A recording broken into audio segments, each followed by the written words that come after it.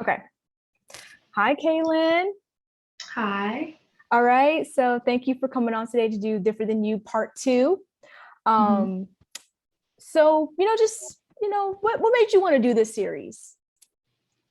Well, I mean, you're a friend of mine, Mhm. so obviously, I wanted to help out.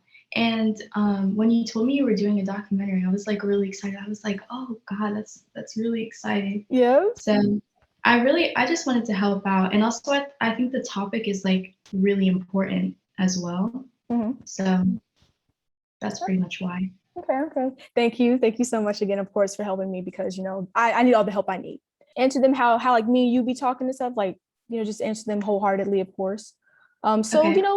just just give us like a little background about yourself, to the viewers. Okay. So I'm a senior in high school.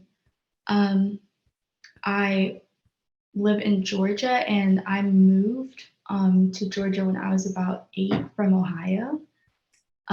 So I've lived like in the north and the south pretty half and half. Um, I I go to a pretty much all white high school. I think we're about Mm-hmm. 3% black, which numbers growing because I think we were 2% last year. Um, Mm, but I do track and field at the school. okay. Um, Mostly sprints because long distance is not my thing. Oh, and I have a younger brother. He's 11. Okay, that's good. That's cool. Same thing with you going back to originally are from Ohio and you came down Mhm. to live in Georgia when you were 8. Same thing here, except for, I've basically lived in North Carolina majority of my life, except for like I lived in two different cities. I lived in, Durham first half of my life, and then to going towards the end Mhm. I lived in Charlotte up until I was like 17. And then I moved to Georgia. And, I went to an all white high school as well. You already know. So Yes. it's been, it's a change. Interesting. Yeah. And then your brother's basically is he in middle school? Yeah, it's his first year in middle school. Wow. Oh my I gosh. know, I know. All right, All this okay. stuff I'm going through. Um, since you growing up, comparing to where you came from, Ohio to Georgia, Mhm. what schools did you attend growing up as a child? And and how was your home life? And, of course, did you have a mother, father, of course, like you just said, any siblings? Um, so being in Ohio, um, I've pretty much gone to predominantly white schools my whole life, even in Ohio. But there was definitely a drastic change moving down here. I don't know if it's because I went to elementary school in Ohio, or if and now I go to high school, and so people's opinions are like more formed, or if it was genuinely just the different atmospheres. But I find that like um, they're they're very different. Mm-hmm. Even though it contained like the same demographics. Mm-hmm. At home, everything was pretty much the same. I know my dad has always traveled a lot, and my mom was pretty much here with me and my brother most of the time. Um, and I know my brother, he he has had a stutter for a long time, and it's kind of affected like him in school too, Mm-hmm. but not too much. As he gets older, it's becoming like more apparent because kids are kind of mean, Yeah, and like of course. especially in middle school. But home life, school life has pretty much stayed the same. I would say it's just that there's a lot of different kinds of people in school now, and in like the area that we live in. Of course. Yes, of course. Um, So based on, our conversation that we've had, which period in school was, much difficult for you to adjust to? Like academic wise. Yeah, academic wise, or or yeah, academic wise or school wise, I guess. Yeah. Or grade wise, like Um, which grade? oh, definitely eighth grade because that's when I moved. Hmm. Um, and I think I've always struggled with like science classes and math. So those are always so difficult for me. And in eighth grade, I think it was even worse because I didn't know anybody because I had just moved. So I was trying to like make a bunch of friends while simultaneously keep my grades up and just figure out like how to balance my social life and my school life. Okay. Which of course, like that's the same thing with, like, I guess with me as well. Mhm. Um, when I was in eighth grade, I moved from, like I really moved from Durham to Charlotte when I was in seventh grade, excuse me. And Mhm. that was a change because, like I said, trying to make new friends, you're the new person in the city, and you're just like, wow, like this is so different Yeah. from what I'm used to. And of course, certain things will be difficult for you. Now, when you were in eighth grade, what kind of, like, school, what kind of middle schools you go to, like demographic wise, and like what kind of things did you experience? It was mostly all white. There, I think the second highest race that was there is Indian, because it was a pretty high ranked middle school. Hmm. So a lot of people really prioritized education. So a lot of Indian people moved to the area to go to the middle school. Uh-huh. But I would say like in school, I definitely saw a lot of mainly at middle school dress coding. Um, like it was constant. The amount of people that would go to the office because their shorts were not like fingertip length is what the basis was, which was pretty much like most girls because I don't think they make a lot of girl shorts. They do have them, but most girls wear shorts that aren't fingertip length. So I think that's what I saw like the most there. Um, and that was always a huge thing. But I also had most of my teachers were really nice, I would say. But there was this one teacher I will say in my eighth grade year. Her name was Miss. She was my science teacher, and there were always a bunch of rumors going on around about her, and how she always like shared her political views in class, Mm. and how they were.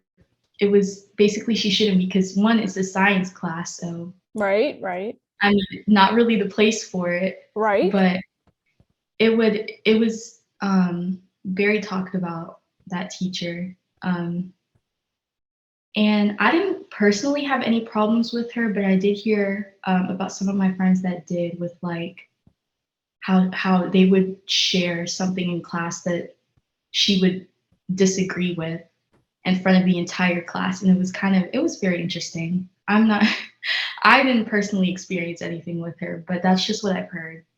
Okay. And let's say, like, once you got to high school, did, like, anything else, change, like, or was it, still the same? It was a huge change, honestly. Um, Mainly the amount of students that went there, because I mean that's a pretty obvious change though. But it was just so many people. It was pretty much the same demographics, but um, a lot of different teachers. I started to have like a lot of teachers that would more openly share their political views, is what I found.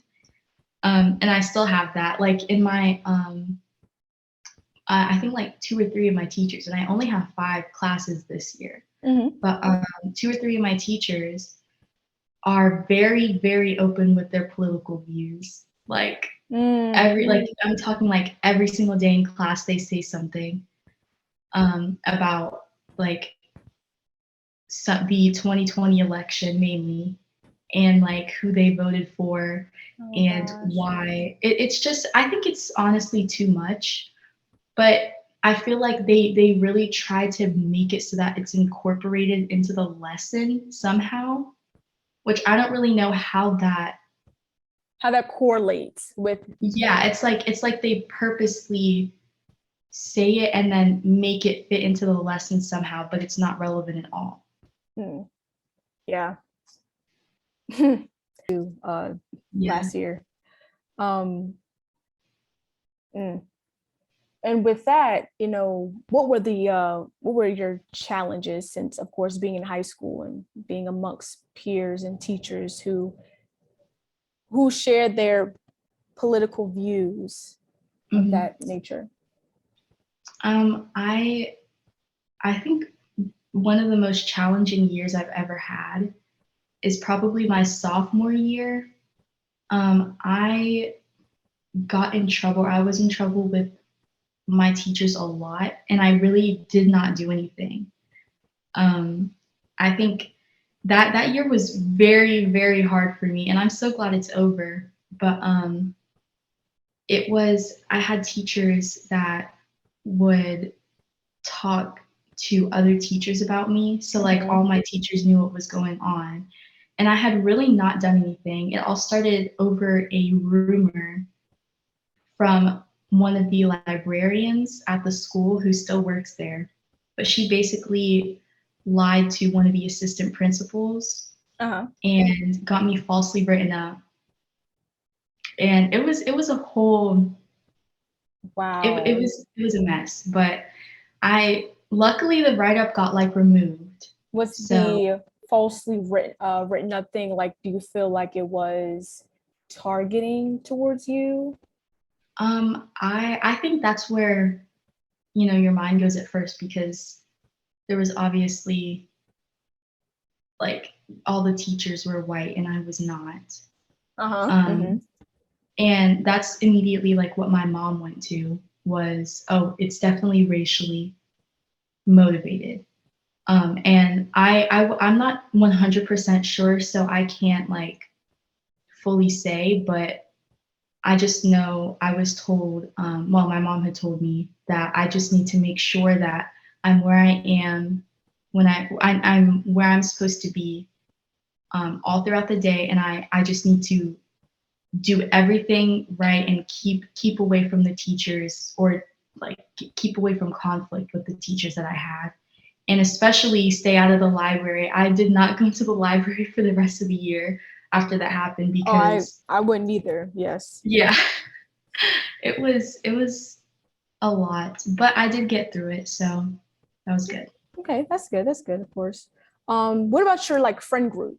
What about your friend group? Like, what kind of challenges you face with your like with your friend group, and and amongst your, of course, your peers around you? Mhm. Um, I I faced, I would say, a lot of challenges with my friend groups. Have I never really fit in like with any like demographic. Like the a lot of the black people at our school would have like this huge group that they would all hang out in, Mm-hmm. and they would all get along, but I found that I didn't really fit in with them Mm-hmm. because they would all say that I was whitewashed. And so Mm-hmm. it was kind of like they wouldn't like Give you a talk to me chance. as much. Yeah. And then with white people, with my white friends that I've had, I found I didn't really fit in with them either because I couldn't relate to any of the things that they had going on in their lives. Um, and it was the same with them. They couldn't relate to what I had going on either. So it's So almost I like feel you like were caught in the middle.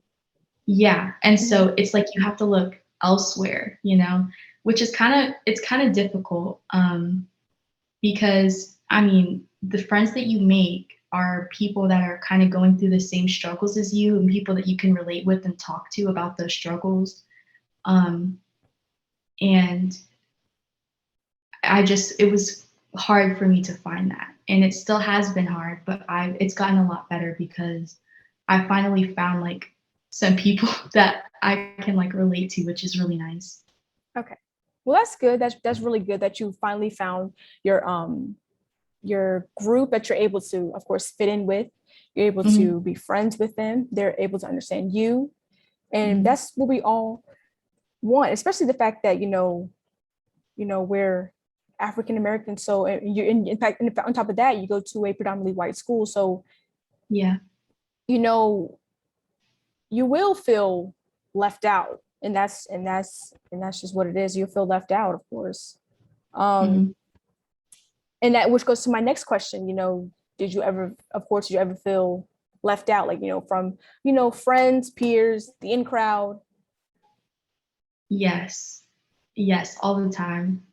Um, this is kind of like going off of what I said before, how I didn't really fit in with either group. I always like found that um, they would like plan stuff and then I wouldn't get invited to it. So it would Mm, be like tons of people that I knew, and they would go out and I'd see them post on their social media, and I would just be home like, well, what happened? Why didn't I get invited? Um, but it, I definitely did have a lot of struggles with stuff like that with different friend groups and the way that I was like treated. I feel like it wasn't the best. uh-huh. But I think that comes and goes when it comes to like finding friends that are right for you. Okay, of course. And now that you are, a little bit older, since you'll be turning, 18 soon, Mhm. does it still, currently affect you? I think it does. I think it makes me more cautious when like picking my friends out, Hmm. because I just want to make sure that they have like the right intentions because there's a lot of malicious people, like a lot of malicious people out there, and you have to be really careful about who you come into contact with because there are people that will act like they're friends with you and then a week later will just be talking awfully about you, and it's something that you really have to watch out for Okay, because people will throw you under the bus in like a second. of course. And with those, how did you overcome those feelings? I just honestly, I really started to focus on myself instead of making most of my time finding friends. I put all that energy into myself, and I think that helped a lot because I found out the kind of stuff that I liked. I joined clubs and did activities outside of school, like volunteering and all that stuff. And I found out what I really liked, and then that helped me find people with similar interests. And people So, that are kind of like you as well. mhm. Okay, well, that's So good. I think that really helped. Okay, you see faces that are just like you. Yeah. Hmm. Mhm. Hmm. All right, all right. And just to end off on this note, what Mhm. advice would you, of course, give to the viewers that are currently watching, that would, of Um, course, watch? I would say that um, as hard as things might seem in the moment, you will eventually overcome it. Like, no matter what you're going through, it could be hardships with friends, it could be a breakup, it could be somebody like being malicious toward you or problems with teachers, like I've had in the past. No matter what it is, you will overcome it. It just takes time. And it definitely helps when you just do things that make you happy instead of worrying about catering to other people and other people's needs all the time. Of course. All right. All right. That's very good. Very good. Thank you, Kaylin, once again for coming on here and Mhm. helping me. Thank you for all the help. Thank you for being part of this Yeah, of course. documentary. Hmm. And right, I'll see you later, Kaylin. All right. See you. Mhm. So I just want to, answer ask